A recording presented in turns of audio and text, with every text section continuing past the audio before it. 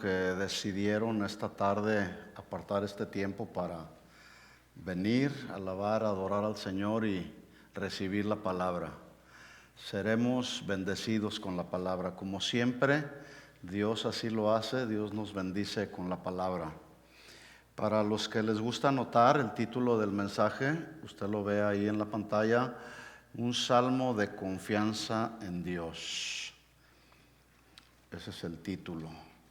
Recuerden que todos los miércoles estamos desarrollando una serie basada en el libro de los Salmos. Y yo he dicho anteriormente que ahí en este libro de los Salmos encontramos los más profundos y variados sentimientos o sufrimientos que todos los cristianos experimentamos en nuestro diario vivir. Ahí en el libro de los Salmos encuentras salmos que te hablan de experiencias tristes, dolorosas, y asimismo, ahí mismo en los mismos salmos podemos encontrar respuestas a ese sufrimiento, a ese dolor, a esa tristeza. Yo creo sin lugar a dudas que todos hemos pasado por tiempos difíciles, por tiempos de aflicción, de necesidad, o tal vez por tiempos de sufrimiento por causa de perder a un ser querido, yo no sé. Pero la vida es así. Nadie dijo que la vida iba a ser solamente color de rosa, ¿verdad que no? Jesús dijo, en el mundo tendrán ¿qué? ¿Felicidad? Sí, también felicidad, pero Él dijo, tendrán aflicciones, ¿verdad? Pero confiad, y ahí la palabra clave es confiar en Él. No confiar en nuestras habilidades, no confiar incluso a veces en las experiencias que hemos tenido. No, el punto y la centralidad de lo que yo quiero hablar hoy es precisamente depositar nuestra confianza en Él, porque nosotros podemos tener muchas agarraderas o donde sostenernos, pero el mejor sostén de nuestra vida es Él, el mejor sustentador de nuestra vida es Él. Entonces, todos hemos atravesado por situaciones difíciles. Es más, es posible que en el día de hoy estás pasando por alguna situación difícil en tu vida, porque vivimos en medio de un mundo que está gobernado por el príncipe de las tinieblas. ¿Cómo se llama? Satanás. Así que vamos a hablar pues de un salmo, y este Salmo 11 lo escribió el rey David. El rey David escribió casi más de la mitad de los salmos, y en ellos se expresa precisamente experiencias que él tuvo, experiencias de intimidad con Dios, experiencias difíciles con Dios, como se va a ver en este salmo. Por ejemplo, ¿qué te dejan ver las siguientes palabras que escribió David en el Salmo 6, versículo 6? Salmo 6, versículo 6. No lo tienen que buscar, yo se lo voy a leer o va a aparecer por ahí en la pantalla para que me ponga atención y tratemos de enfocarnos. Ahí en el Salmo 6, versículo 6, atención porque yo hice una pregunta. ¿Qué es lo que te dejan ver estas palabras que escribió David en este salmo? Lo voy a leer en la Nueva Traducción Viviente. Dice David, estoy agotado de tanto llorar. ¿Alguna ocasión tú has estado agotado de tanto llorar? ¿Sí? Se llora por alegría, se llora por sufrimiento, se llora por dolor. Hay diferentes formas por las cuales lloramos, ¿verdad? Pero dice aquí David, estoy agotado de tanto llorar. Toda la noche inundo mi cama con llanto, la empapo con mis lágrimas. El dolor, y aquí ya nos deja ver David que había un dolor, pero era un dolor en el alma. El dolor, dice, me nubla la vista. tengo los ojos gastados a causa de todos mis enemigos. ¿Qué estaba sucediendo con David? A David le lastimaba cuando sus enemigos hablaban de él, lo juzgaban, no confiaban en él, etcétera, y lloraba, ¿verdad? Entonces, este Salmo 6 nos deja ver el dolor que experimentó David. David estaba pues pasando por un tiempo de aflicción, pero también ahí en el libro de los Salmos hay otra escena del mismo David, donde él expresa ya otro panorama diferente. En el Salmo 86, versículo 12, él dijo: te alabaré, oh Jehová, Dios mío, y lo haré con todo mi corazón y glorificaré tu nombre por siempre y para siempre. ¿Se fijan cómo ahí en el libro de los Salmos se experimentan diferentes sentimientos? Se dejan ver diferentes sentimientos. Que David no era una persona diferente a nosotros. Así como David sufría, pues también nosotros sufrimos, ¿verdad que sí? Se sufre. Algunos han dado en llamar precisamente al libro de los Salmos como el libro que estudia todas las partes del alma. Ahí en el alma, ya sabemos, están las emociones, los sentimientos, ahí encontramos los pensamientos. A veces nuestros pensamientos están turbados. Estamos viviendo en el día de hoy, siempre ha habido tiempos difíciles, siempre ha habido tiempos de turbación, repito, porque vivimos en medio de un mundo gobernado por Satanás. Así que Satanás siempre va a tratar de turbar el corazón, no solamente de la gente, de los mismos cristianos, ¿sí? Entonces, ahí se encuentran los pensamientos, pero también ahí se encuentra la voluntad. Tú decides si te deprimes o tú decides si sales adelante, sustentándote con la palabra o alimentándote con la palabra. Así que vamos a estudiar algo acerca de un salmo de confianza en Dios. Pero antes debo decirles que Dios es el único que conoce todas nuestras necesidades. ¿Cuántos están de acuerdo conmigo? Él es el único. Yo como persona, como ser humano, no conozco cuáles son tus necesidades a menos que me las comuniques. Pero a Dios no hay necesidad de comunicarle nuestras necesidades. Dice la Biblia que aún no está en nuestra boca las palabras cuando Él ya lo sabe todo, ¿verdad? ¿Por qué? Porque Él lo sabe todo. Porque hay uno de sus atributos que dice que es omnisciente. Todo lo sabe, todo lo sabe. Sabe lo bueno de nosotros y sabe también lo malo de nosotros. Sabe cómo nos portamos aquí y cómo nos portamos allá afuera, ¿sí? Pero Él es el único que conoce todas nuestras necesidades. Pero escuchen esto también.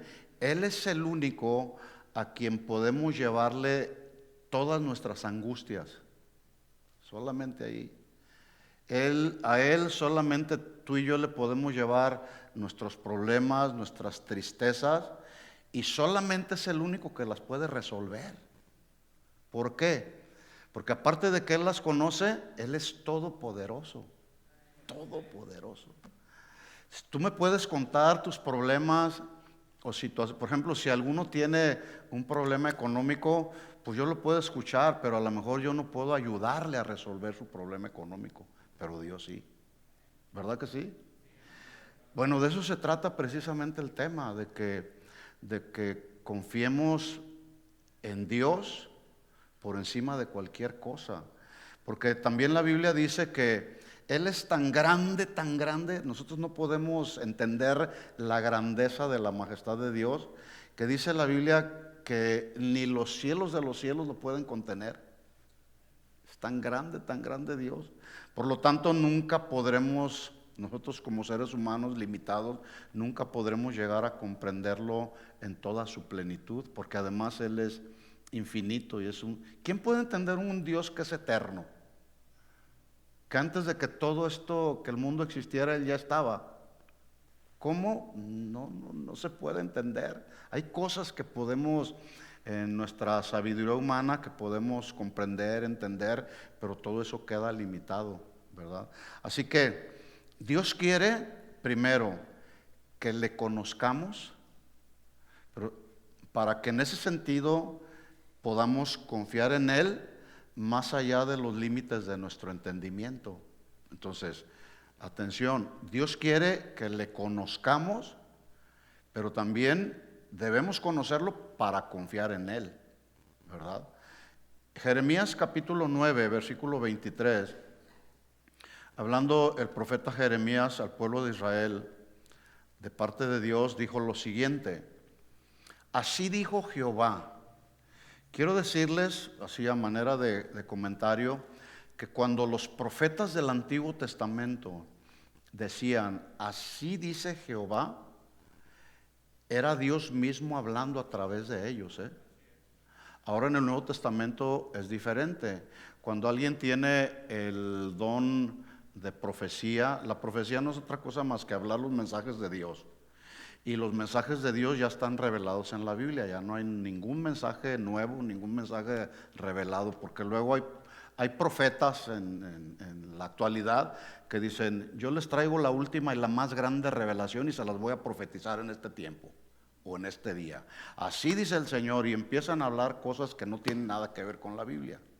Por eso es que el apóstol Pablo, hablando precisamente de los dones espirituales, de la función ordenada de los dones espirituales, él dijo que el profeta debe de hablar, pero los que estamos escuchando la profecía debemos discernir si es una profecía que viene de Dios o viene del corazón del hombre. Entonces, por lo tanto, como cristianos tenemos que tener nuestro discernimiento espiritual muy bien agudo, muy bien sintonizado con la palabra, ¿sí? Entonces, dice Jeremías, hablando Dios a través de Jeremías, así dice Jehová, no se alabe el sabio en su sabiduría, ni en su valentía se alabe el valiente, ni el rico se alabe en sus riquezas.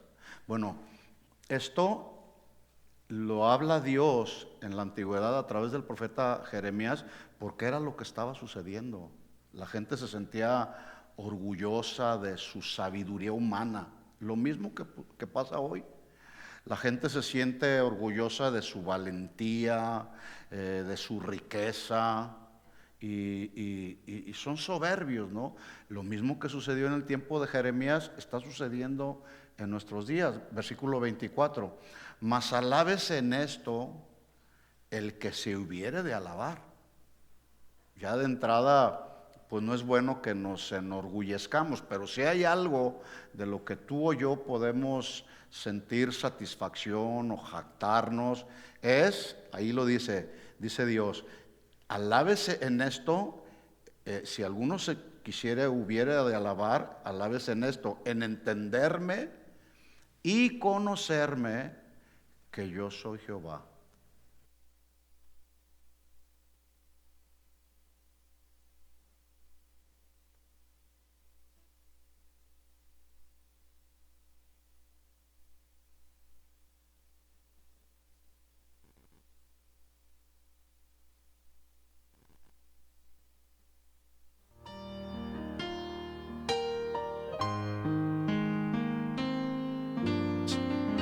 ¿Estamos ahí?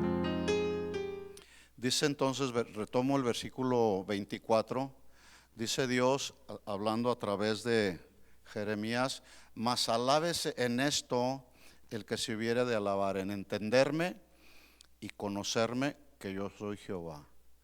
Para conocer a Jehová o a Dios hay que entenderlo. ¿Cómo lo vamos a entender? Pues escudriñando la palabra, ¿verdad? Y luego sigue diciendo la segunda parte, soy Dios que hago, número 1, hago misericordia. ¿Sí? Yo estoy tratando de poner ahorita el fundamento para lo que voy a hablar después respecto a la confianza de Dios. ¿Sí? Entonces, aquí está Dios hablando. Dice, yo soy el que hago la misericordia. Los seres humanos podemos ser misericordiosos, pero Dios es la misericordia. ¿Sí? Esta frase que dice ahí, yo hago misericordia, significa que tú y yo podemos afirmar cada día al despertar, con toda convicción, tú y yo podemos afirmar, hoy se renueva la misericordia de Dios en mi vida. ¿Sí? Porque Él hace la misericordia. Y mañana, al abrir tus ojos nuevamente, tú puedes declararlo con toda convicción: hoy se renueva la misericordia de Dios en mi vida. ¿Puedes decirlo ahora? Digan conmigo: hoy se renueva la misericordia de Dios en mi vida. Esto grábalo aquí en tu mente y en tu corazón, para que entonces lo puedas hacer vida en tu propia vida. Sin la misericordia de Dios no somos nada.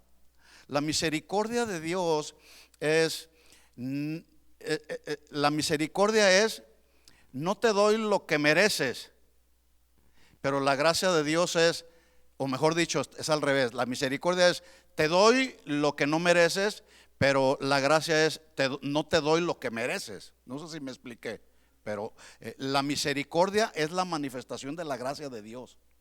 Entonces, cada mañana tú y yo podemos tener la convicción, porque así lo dice Dios, que su misericordia se renueva cada mañana. Pero también dice ahí que no solamente Él hace la misericordia, sino que imparte su justo juicio. En el Salmo 19:9, en la parte B, dice que los juicios de Jehová son verdad, porque todos son justos. Dios, de hecho, la justicia de Dios es otro de sus atributos. Él no puede obrar injustamente, no puede emitir un juicio injustamente, sino entonces ya no sería un Dios justo, ¿verdad? Entonces dice: yo hago misericordia, hago el juicio y la justicia en la tierra. ¿En dónde? En la tierra, aquí donde tú y yo vivimos, en toda la tierra, aquí en California. Él hace la justicia en la tierra. Y luego termina el texto diciendo: porque estas cosas quiero, firma Jehová de los ejércitos. Ese es el deseo de Dios, eso es lo que quiere Dios: hacer misericordia, impartir un justo juicio e impartir la justicia en la tierra, en tu vida y en mi vida. La justicia de Dios, como ya lo mencioné, es un atributo fundamental de su carácter, y se manifiesta, la justicia de Dios se manifiesta retribuyendo a cada quien lo que merece y lo que le corresponde. ¿Estamos claros en eso? ¿Sí? Así que debemos pues entender y conocer que Él, como nuestro Dios y como nuestro Padre, obrará de acuerdo a su misericordia, obrará de acuerdo a sus juicios que son verdaderos, y obrará de acuerdo a su justa justicia. Pregunta, atención a la pregunta, porque se trata de reflexionar. De acuerdo a lo que tú conoces de Dios, por el tiempo que llevas caminando con Él y las experiencias que has tenido con Él, la pregunta es la siguiente: ¿puedes confiar plenamente en Dios, sí o no? O más o menos. Porque resulta que hay ocasiones cuando estamos en una extrema aflicción, que de repente vienen las dudas. Y la duda no viene de Dios, la duda viene de nuestro adversario. Él pone la duda ahí. ¿Por qué? Porque nos quiere desenfocar de nuestra mirada con el Señor. Entonces, de lo que tú conoces de Dios, por razón de todo el caminar que llevas con Él, al día de hoy, aquí, ahora, donde vivimos, en este país, en este estado, ¿tú puedes confiar plenamente en el Señor? Sí. Bueno, por ejemplo, yo llevo más de 44 años casado con mi esposa, más 3 años que compartí con ella en el noviazgo, ¿sí? Creo que la conozco al revés y al derecho, ¿sí? Por eso es que confío en ella. Yo sé que ella no me va a traicionar, ¿verdad? ¿Por qué? Porque nadie deposita su confianza en alguien que no conoce, ¿verdad que no? Para que tú puedas depositar tu confianza en alguien, pues ¿qué tenemos que hacer? Conocernos. Entonces, por eso es que a Dios no solamente hay que entenderlo, hay que conocerlo. Y para entender a Dios tenemos que conocerlo. ¿Sí? Entonces, de acuerdo al tiempo que llevas caminando con Dios y las experiencias que has vivido con Él, hoy tú puedes decir aquí y ahora, yo confío en Dios, ¿sí o no? ¿Sí? Porque dice la Biblia, hablando Salomón en Proverbios 3:5, un consejo bíblico de Salomón. Él dijo, fíate de Jehová de todo tu corazón y no te apoyes en tu propia prudencia. O sea, hay un contraste entre confiar en Dios y confiar en nosotros mismos. Jeremías decía, maldito el hombre que confía en el hombre. ¿Sí? Podemos tener confianza entre nosotros cuando somos personas de buen testimonio y somos personas confiables. Pero ¿quién puede confiar en una persona que no tiene buen testimonio, que no es muy confiable? Es difícil, ¿verdad? Entonces dice Salomón, fíjate de Jehová de todo tu corazón y no te apoyes en tu propia prudencia. Esta palabra fiar es un verbo hebreo que significa muy simple, estar confiado. Estar confiado o confiar en este caso en Dios, confiar en Dios. En el caso de nosotros los casados, confiar en la esposa, confiar en los hijos, confiar en los familiares, aunque a veces hay familiares en los que no se puede confiar, ¿verdad? Y luego dice ahí, fíjate de Jehová de todo tu corazón, no te apoyes en tu propia prudencia, versículo 6, reconócelo en todos tus caminos, a donde quiera que vayas. Señor, ¿es tu voluntad que vaya a este lugar? ¿Es tu voluntad que haga esto, Señor? ¿Es tu voluntad que compre esto? Hay que reconocer, hay que pedirle opinión a Dios. Reconócelo en todos tus caminos y Él enderezará tus veredas. Repite ahí el versículo 7, por lo tanto, no seas sabio en tu propia opinión, teme a Jehová y apártate del mal. Preguntas para reflexionar, porque aquí el mandato de Salomón, o sea, Dios hablando a través de Salomón, el mandato es, fíate de Jehová, está confiado en Él. Entonces la pregunta de acuerdo al texto, ¿tú estás confiado de todo tu corazón en el Señor? ¿Puedes confiar, otra pregunta, puedes confiar en el Señor aún a pesar de lo que pudiese venir a tu vida en este tiempo? ¿Puedes confiar? ¿Sí o no? ¿Seguros? Este mensaje lleva como propósito precisamente descansar en la fe. Porque pues así es la vida. El enemigo siempre trata de debilitarnos en la fe, pero la palabra infunde fe en nosotros. La fe viene por el oír y el oír la palabra del Señor. Ahora, cuando las circunstancias en la vida de cualquiera de nosotros pudiesen parecer como que están fuera del control de Dios, debemos de recordar que Dios no solamente es la justicia como uno de sus atributos, sino además Dios ama la justicia. Él no va a hacer algo contra sus hijos que sea injusto, ¿verdad que no? O nosotros como padres, ¿tú harías algo, obrarías de manera injusta para con tus hijos? No, yo creo que no, a menos que sea un padre cruel, un padre que no conoce las cosas del Señor. Y aún así hay padres que son misericordiosos con los hijos. Bueno, Dios no solamente es la justicia, Él ama la justicia, por lo tanto Él es justo para obrar a favor de sus hijos.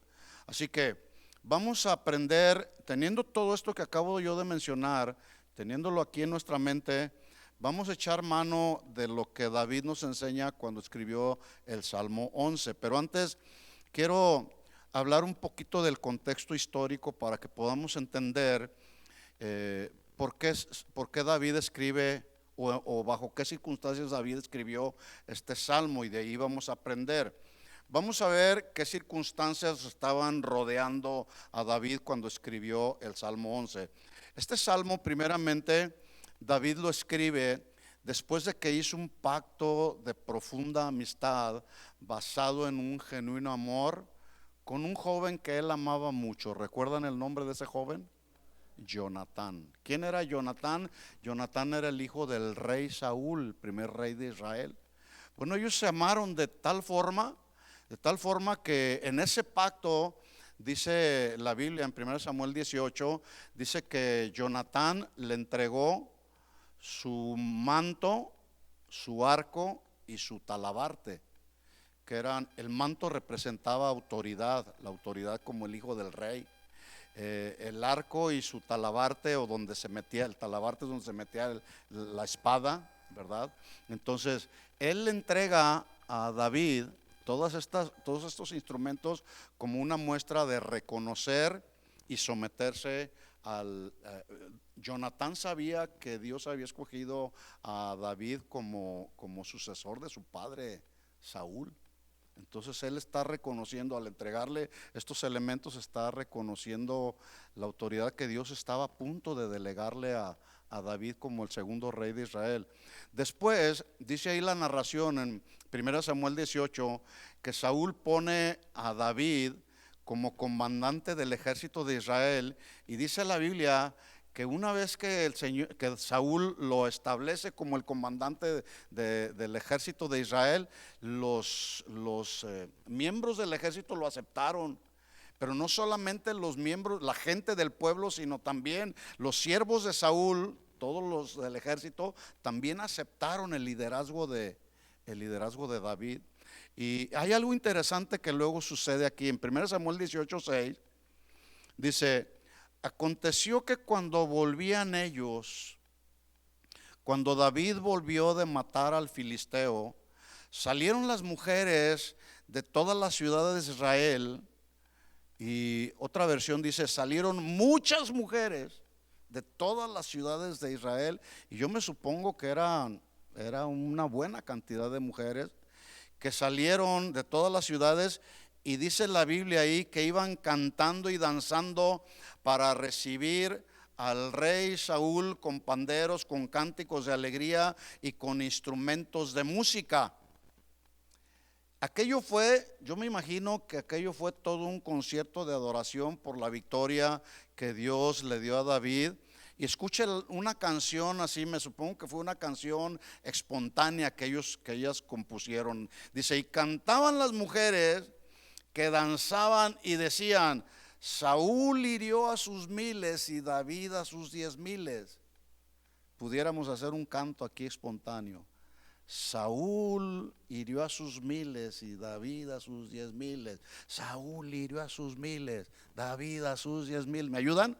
Saúl hirió a sus miles, David a sus 10,000. Saúl hirió a sus miles. ¿Se imaginan toda esa multitud de mujeres cantando todo esto? ¿Saben lo que sucedió en el corazón de Saúl? Le provocó celos, envidia, coraje en el corazón de Saúl contra David. Versículo 8 dice: y se enojó Saúl en gran manera y le desagradó ese cántico o ese dicho, y dijo a David, a David dieron 10,000 y a mí 1,000, no le falta más que el reino. Y desde aquel día, escuchen lo que dice: desde aquel día, cuando Saúl permitió que los celos, la envidia entraran a su corazón, dice que no miró con buenos ojos a David. Y aquí ya de entrada, hablando del contexto, ya aprendemos algo. Escuchen esto, y esto es para todos nosotros, no solamente para los servidores, pero es para todos, porque para todos aplica. Siempre habrá alguien a tu alrededor a quien Dios, en su absoluta soberanía, le dará una gracia superior a la nuestra para hacer la obra del ministerio, ¿sí o no? Y nosotros debemos tener la conducta y la actitud correcta para reconocerlo, porque a veces eso no pasa. A veces nos pasa lo que a David. Eso se da mucho en el ministerio. ¿Por qué aquel sí lo está usando el Señor y a mí no? ¿O por qué pusieron aquel y a mí no? La misma actitud que tuvo Saúl. ¿Por qué a David le dieron 10,000 y a mí solamente 1,000? Mucho cuidado con esas cosas que luego surgen en el corazón. Eso no viene de Dios, eso viene del enemigo. Y tenemos que tener mucho cuidado con las actitudes y conductas de nuestro corazón. Entonces, repito esto, siempre habrá alguien a nuestro alrededor a quien Dios le dio una gracia superior a la nuestra, ya sea para predicar, para cantar, para dar una clase, para hacer la obra del ministerio, cualquiera que sea. Y nosotros tenemos que tener la actitud correcta para reconocer: gracias, Señor, que le has dado una unción, un respaldo y una revelación de tu palabra. Síguelo usando. Esa es la actitud correcta. Así que dice 1 Samuel 18, retomo el versículo 9: desde aquel día Saúl no miró con buenos ojos a David, y aconteció al otro día que un espíritu malo de parte de Dios tomó a Saúl. ¿Qué significa esto? ¿Que Dios es un Dios cruel? No, Dios quería tratar en el corazón de Saúl, como a veces Dios trata en nuestro corazón y permite que sucedan cosas en nuestra vida. Dice: vino un espíritu malo de parte de Dios, no era el Espíritu Santo, era un espíritu malo, y tomó a Saúl, y miren lo que sucedió: desvariaba, ¿sí? Desvariaba en medio de la casa, y luego David tocaba con su mano como los otros días, y tenía Saúl una lanza en la mano. Esta palabra desvariar se traduce también como delirar, o alucinar, o decir disparates, o hablar tonterías y algunas otras cosas más. Entonces, ¿qué era lo que estaba? ¿Qué le pasó a Saúl? Empezó a decir disparates. Fíjense hasta dónde lleva una conducta que no se arregla en el corazón, de celos o de envidia. Lleva a una persona a alucinar. El enojo produce no solamente celos y envidia, sino alucinaciones, hablar disparates, hablar tonterías, y finalmente lo que pasó con Saúl: deseos de matar a David. Versículo 10 entonces dice: tocaba David con su mano como los otros días, y tenía Saúl una lanza en la mano, y la arrojó Saúl la lanza diciendo: enclavaré a David a la pared.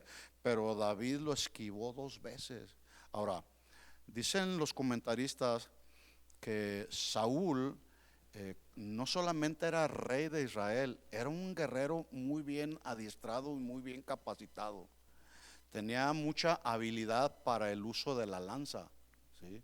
Sin embargo, la clave aquí está: no es que David era muy diestro también para esquivar la lanza, sino la respuesta nos la dice el versículo 11. Dice: mas Saúl estaba temeroso de David, por cuanto Jehová estaba con él. Cuando el Señor esté contigo y vengan nuestros enemigos a tratar de lanzar su lanza, valga la redundancia, si Dios está con nosotros, Él nos va a dar la habilidad y la capacidad para esquivar los ataques de Satanás. Y así es el diablo. Saúl en este episodio está siendo como una representación de nuestro adversario, porque quería matar. El diablo quiere matar. Pero si Dios está contigo, repito, vas a poder esquivar cualquier dardo de fuego del enemigo. Hay que estar atentos. Entonces, los celos, la envidia, el espíritu de competencia, las malas intenciones del corazón, escuchen esto, hacen que Dios se aparte de nosotros, sus siervos, ¿sí? Yo prefiero tener una actitud correcta con todos mis hermanos que somos compañeros en el ministerio, a tener celos en el corazón y decir: ¿por qué a él sí y a mí no? No, porque luego esto nos hace que Dios se aparte de nuestro corazón. Ninguno de nosotros entonces tenemos el derecho ni la autoridad para cuestionar la gracia que Dios ha determinado darle a cada uno de sus siervos. ¿Verdad que no? No tenemos autoridad ni derecho tampoco. Si Dios le dio una gracia a mi hermano Adán, a mi hermano José, a mi hermano Mario, a cualquiera de nosotros, Dios nos ha dado una gracia diferente. Bueno, gloria a Dios, qué bueno, ¿verdad? Que Dios los use con esa gracia que Dios impartió sobre de ellos. Así que, como David no andaba en la búsqueda del reinado de Israel, que en ese tiempo lo tenía Saúl, quiero decirles que asimismo el ministerio no se debe de buscar con afán, tampoco se debe de competir por él, y mucho menos se puede comprar con favores, hablando del ministerio, ¿sí? Porque ahí tal parece como que Saúl, aunque Dios ya lo había determinado, David no estaba buscando ser el rey de Israel. ¿Se fijan? Nosotros no debemos buscar hacer algo en la obra del ministerio. Esperemos que Dios delegue responsabilidades. El ministerio, escuchen esto, cualquiera que sea el ministerio se recibe como un don de Dios, después de haber sido llamados y escogidos por el Dios del ministerio. Eso es bien diferente, ¿sí?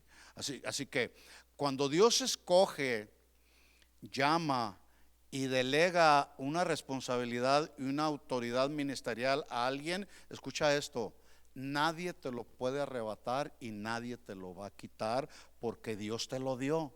Lo único que nosotros tenemos que hacer es confiar y descansar que Él me delegó esa responsabilidad. No tenemos por qué andar compitiendo.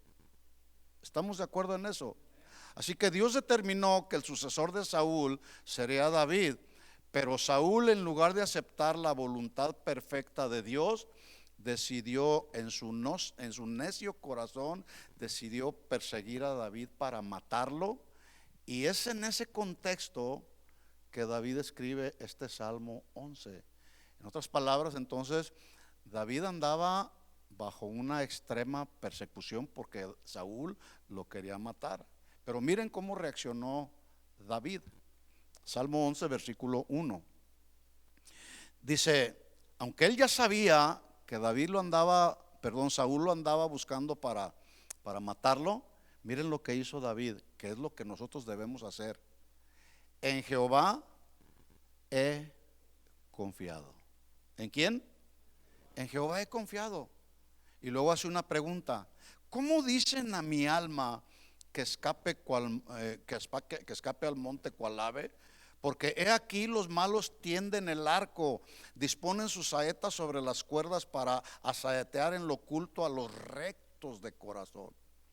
Bueno, aún a pesar del peligro y la adversidad que estaba experimentando David, él rechaza este consejo que le vino por ahí de alguien.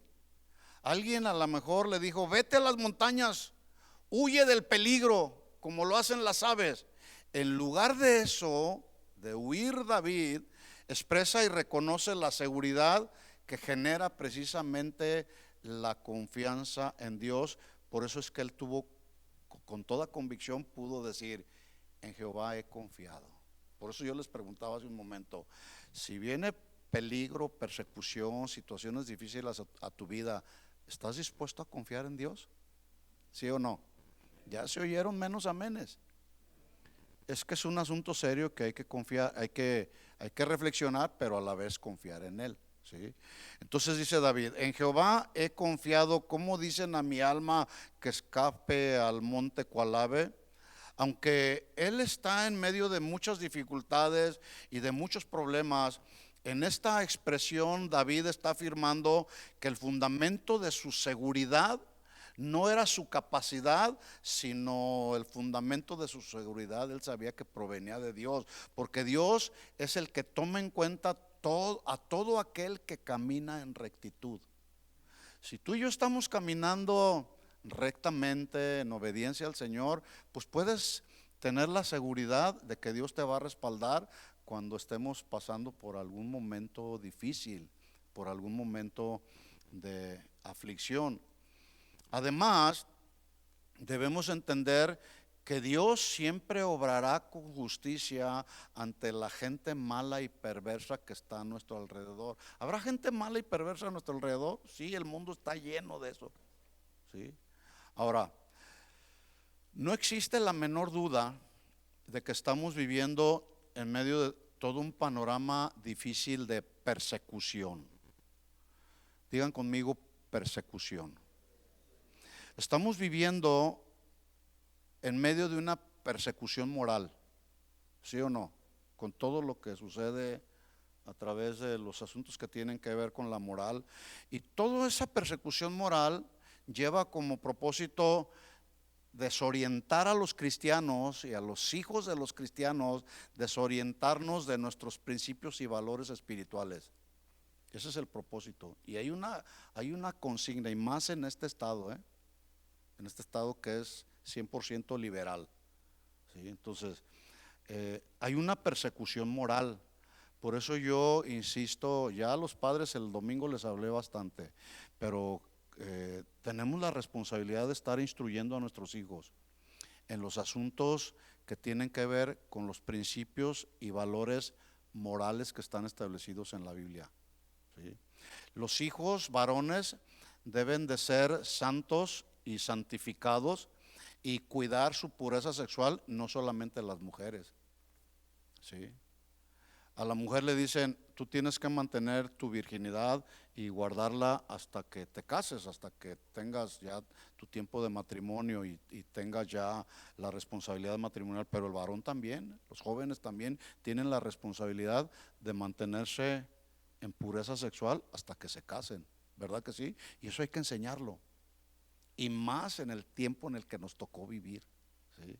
Entonces hay una persecución moral, pero también nos encontramos con una persecución política, porque vemos políticos aprobando leyes contrarias a la ley de Dios. ¿Sí saben a lo que me refiero, verdad?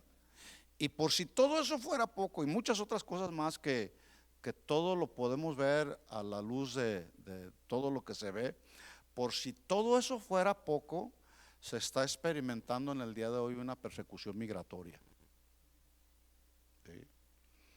Y esa persecución migratoria ha generado violencia, pero también ha generado temor, inseguridad, aún en los hijos de Dios.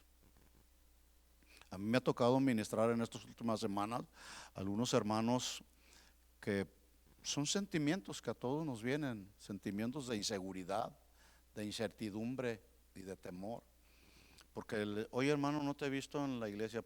Pues es que tengo temor de viajar de mi casa, no tengo mis papeles en regla, ¿sí?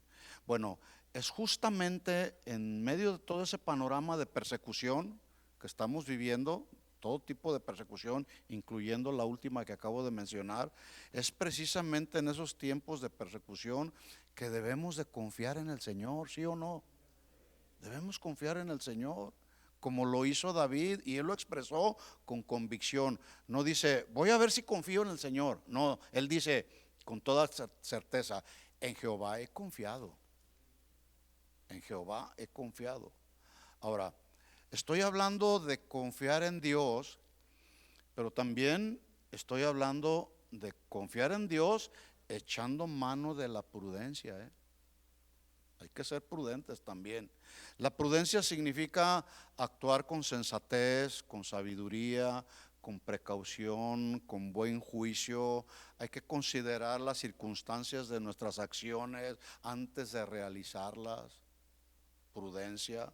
Prudencia tiene que ver con evitar riesgos innecesarios. Si tú sabes que andan las autoridades por ahí en X lugar, pues no vas a ir y presentarte y decir, aquí estoy. No, hay que ser prudentes para que entonces nuestras decisiones puedan protegernos a nosotros mismos, pero también a nuestra familia. ¿Estamos de acuerdo en eso? Hay que confiar en Dios, pero también hay que ser prudentes. David decía, en Jehová he confiado. Y cuando estamos en medio de las pruebas o de las tribulaciones o en medio de la persecución que estamos experimentando, no faltarán aquellas personas que te dirán o que te aconsejarán, huye del problema, no lo enfrentes. Por ejemplo, si es un problema entre el esposo y la esposa, no va a faltar alguien que pueda decir, pues hazle tú lo mismo. Si tu esposo te engañó, le dicen a la mujer, pues hazle tú lo mismo para que sienta lo que tú sentiste. O déjalo y búscate a otro. Eso es lo que el mundo dice, pero eso no es lo que dice la Biblia. ¿Estamos de acuerdo? Ahora escuchen lo que dice el versículo 3. Salmo 11, versículo 3. Dice, estoy leyendo en la Nueva Traducción Viviente este texto. Cuando los fundamentos de la ley y el orden se desmoronan o se quiebran en pedazos, escuchen la pregunta retórica: ¿qué pueden hacer los justos? Si saben cómo se han quebrantado las reglas o los mandamientos o las leyes de la ley y del orden en este país, a través de todo lo que se ha visto allá. Entonces, ¿qué es lo que se está haciendo? Se está tratando de aplicar la ley para que haya orden. Y se está refiriendo no solamente a aquí cuando David dice esto, se refiere no solamente a las leyes terrenales, sino por las leyes que están por encima de las terrenales, que son las leyes de Dios. Porque también las leyes de Dios y el orden de Dios se quebrantan. Y eso lo estamos viendo, ya lo dije, los políticos autorizando leyes que están en contra de la ley de Dios, están quebrantando la ley de Dios. Entonces la pregunta de David es, cuando esto sucede, los fundamentos de la ley y del orden de Dios y las leyes terrenales se están desmoronando, se están quebrando en pedacitos, ¿qué podemos hacer nosotros los justos? Les pregunto, ¿qué harías tú? ¿Mande? Confiar en Dios. ¿Qué más? Orar, vivir en santidad, vivir en obediencia. En otras palabras, cuando los cimientos morales de la sociedad y el orden de Dios se están destruyendo y vemos una sociedad que está menospreciando las leyes del Señor, ¿qué debemos hacer los justos justificados? Bueno, Dios nos dice que debemos primero depositar nuestra confianza en Él. Segundo, debemos aferrarnos a los principios de Dios, que son para nosotros el cimiento sobre el cual debemos ir edificando nuestra fe. Cimientos que están aquí en la palabra, y sobre de esos cimientos ir edificando nuestra fe, sobre lo que dice Dios. El autor de la carta a los Hebreos le escribe, esta carta del autor no se sabe quién fue, todavía hay probabilidades de que fue Pablo, que fueron algunos otros personajes de la Biblia, pero no se ha definido quién. Pero el autor de la carta a los Hebreos le está escribiendo a los cristianos del primer siglo, que precisamente estaban siendo intensamente perseguidos. Y esta persecución para estos cristianos del primer siglo los llevó a deshacerse de cualquier marca o señal que pudieran identificarlos como cristianos. Por ejemplo, decir, mira, aquel por la manera de hablar dice gloria a Dios, amén, aleluya. Lo perseguían hasta matarlo, ¿no? Estoy dando un ejemplo actual, allá era en otra ocasión. Entonces, ellos empezaron, por causa de esa persecución, a deshacerse de esas marcas o señales que los identificaban como cristianos. Y una de esas marcas es que ellos reconocían a Jesús como el Hijo de Dios.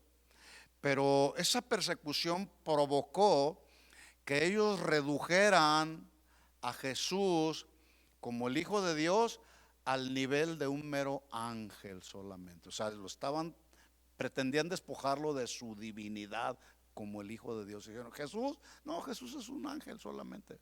Yo me supongo que en medio de no dice la Biblia así, pero en medio de la persecución a lo mejor agarraban a algún cristiano, a ver, para ti ¿quién es Jesús? No, pues es un ángel.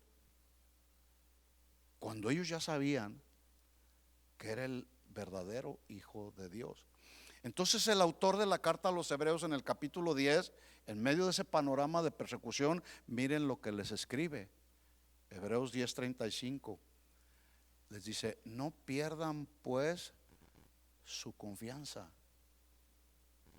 porque la confianza se puede perder si la descuidamos. Hay que retenerla, hay que ser retenedores de nuestra confianza en Dios. No pierdan pues su confianza, que tiene grande galardón. Está hablando del galardón que nos espera en el reino de los cielos. Tiene grande galardón. Dice, porque os es necesaria la paciencia. Mientras estemos en este mundo, con todo lo que está sucediendo en el mundo, mis hermanos, necesitamos ser pacientes, para que habiendo hecho la voluntad de Dios, a pesar de lo que venga, hay que aferrarnos a hacer la voluntad de Dios, obtengáis la promesa. ¿Cuál promesa? La promesa de pasar toda la eternidad en el reino de Dios. Esa es la esperanza que tenemos. Aquí hay que aguantar lo que venga. Va a haber sufrimiento, pero en medio de todo ese sufrimiento vamos a gozar también de la protección de Dios, porque Dios no nos va a dejar, porque Él es nuestro Padre. Ya dijimos, Él es omnisciente, Él es omnipresente, Él es todopoderoso. Él es un Padre que nos cuida, que nos ama, que es justo, y Él no va a obrar injustamente para con nosotros. Así que, habiendo hecho la voluntad de Dios, obtengamos la promesa, versículo 37, porque aún un poquito, y hoy en día ese poquito es más poquito que ayer, si podemos mencionarlo de alguna manera, porque aún un poquito, y el que ha de venir vendrá y no tardará. Denme un poquito más y termino el mensaje. Un poquito más. ¿Sí? Entonces, así, ese es el sentido que tiene el texto. Un poquito y el que ha de venir vendrá. ¿Cuántos lo están esperando? Falta muy poquito ya. Muchas cosas que habla la Biblia respecto a las profecías que se dieron respecto a la segunda venida de Jesús, ya lo estamos viendo sucediendo. Dice versículo 38, mas el justo vivirá por fe y no por lo que se ve. Dice, y si retrocediere, no, yo no voy a aguantar, yo mejor me voy a moldar al mundo, como camina el mundo. Bueno, aquí dice, si retrocediere, dice Dios, no agradará mi alma. 39, pero nosotros, digan conmigo, nosotros no somos de los que retroceden para perdición, sino de los que tienen fe para preservación del alma. Eso somos nosotros. Ese eres tú, ese soy yo, de los que no retrocedemos, sino que seguimos adelante para preservar nuestra alma hasta el final de la carrera. ¿Puedes darle un aplauso de alabanza a Él? Eso somos nosotros. Cuando Pablo le escribe a Timoteo, en su segunda carta, también Timoteo experimenta un tiempo de persecución. Se fijan cómo hay diferentes porciones de la Biblia que nos hablan de las persecuciones. Todos experimentamos persecuciones de una o de otra manera, y esta no fue la excepción de Timoteo tampoco. Quien también se cree, Timoteo, estaba siendo perseguido, escuchen, no solamente por ser un ministro de Dios, que él ya estaba desarrollando una función pastoral, sino también estaba siendo perseguido como un seguidor de Pablo. Entonces le vino el temor, le vino la inseguridad, y miren lo que le escribió su padre espiritual, 2 Timoteo 1:7, porque no nos ha dado Dios un espíritu de cobardía. No, la cobardía no viene de Dios. Más bien dice, Dios nos ha dado un espíritu de poder, de amor y de dominio propio. Todas las cosas que vemos a nuestro alrededor que están sucediendo, no te acobardes, no te intimides. Más bien, fundamentate y establécete en las promesas de Dios. Ninguna arma forjada del enemigo contra nosotros prosperará. ¿Sí? Hay que agarrarnos de las promesas de Dios.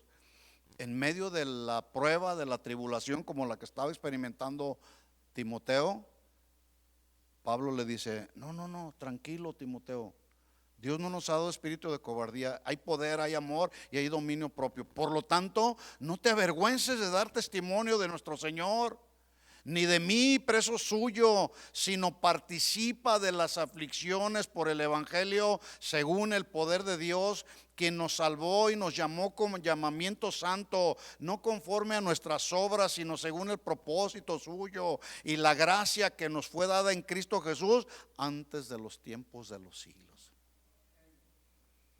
En la segunda sección del Salmo, que comprende de los versículos 4 al 7, ya David está hablando, ya entendió él que no es bueno oír el consejo de aquellos que pretenden desviarlo de la confianza en Dios. Él ya entendió que su confianza en el Señor es mejor, y escribe Retomo desde el versículo 3. Dice, si fueren destruidos los fundamentos, ¿qué han de hacer los justos? Jehová está en su santo templo.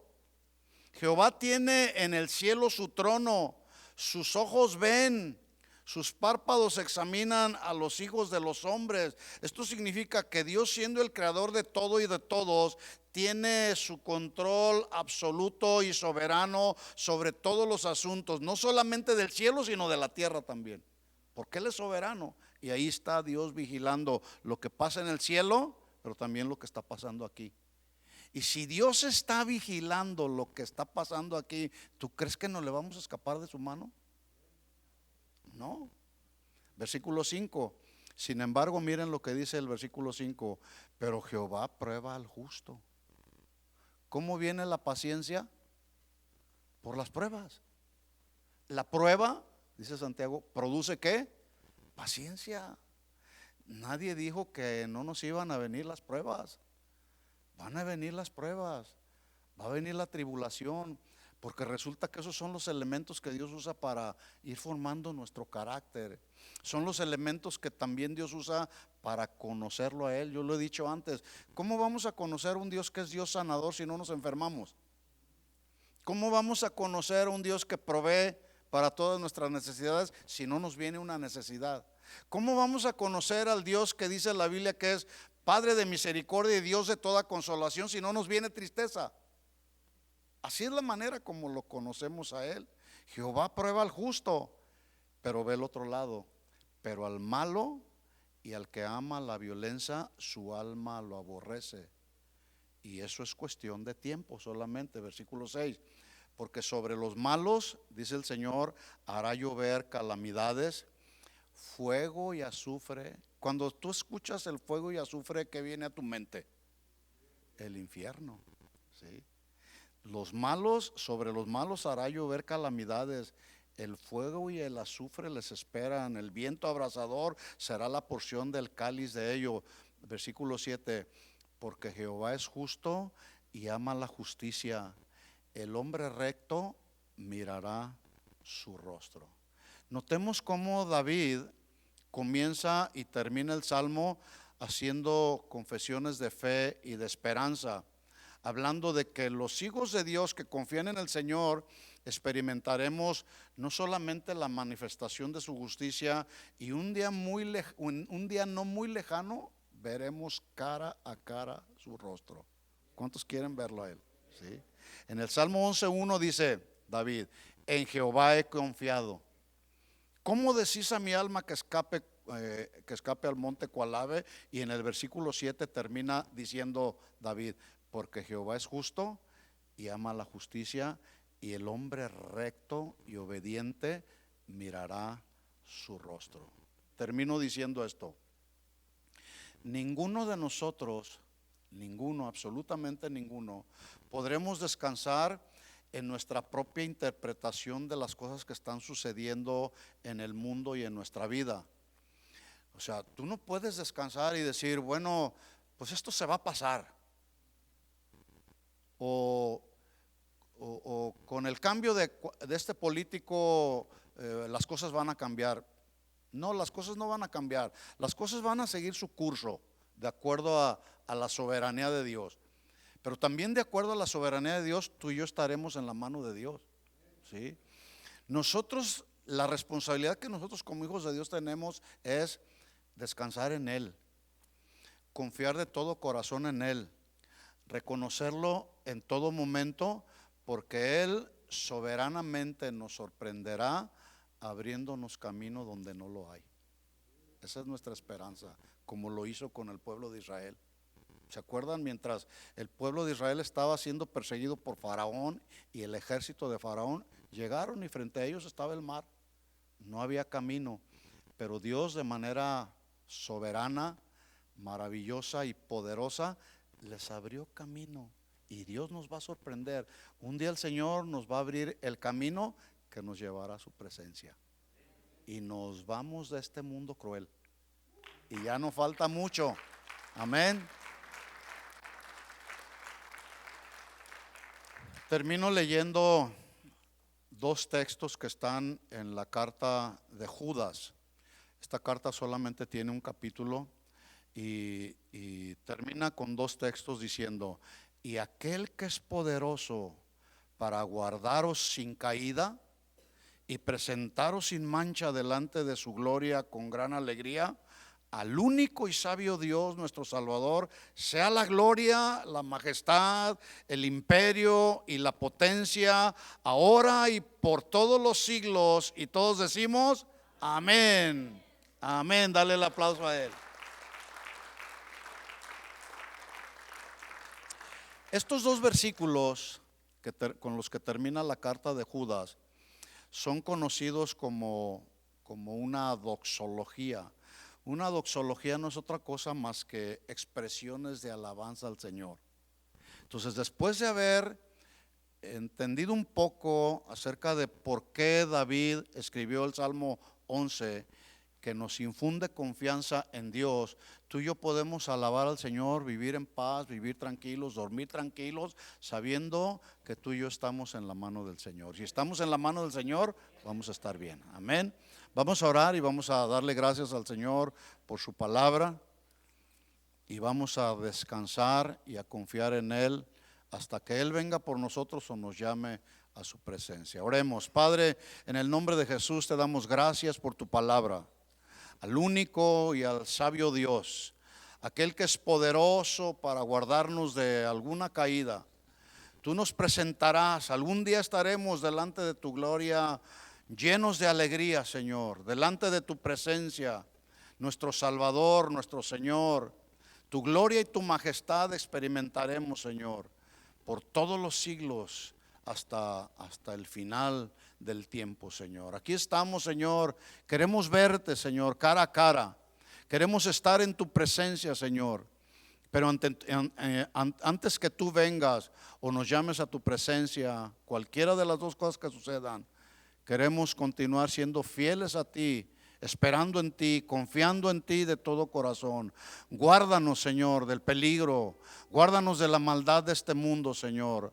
Ayúdanos a ser prudentes, Señor. Caminar siendo sabios, siendo inteligentes, Señor. Haciendo decisiones conforme a tu voluntad, Señor. Pero confiando en ti de todo corazón, Señor. En el nombre de Jesús, gracias por infundirnos fe, esperanza. Gracias por no habernos dado un espíritu de cobardía, sino de poder, de amor y de dominio propio. Y en medio de cualquier circunstancia, Señor, nosotros podemos descansar, Señor, confiando que tú nos abrirás camino donde no lo hay, Señor. Y ese camino que tú abrirás será el camino que nos lleve a la vida eterna, Señor. Por lo tanto, aquí estamos, Señor. Ayúdanos siempre, manténnos siempre en el hueco de tu mano, Señor, y que nuestra fe no desmaye, Señor.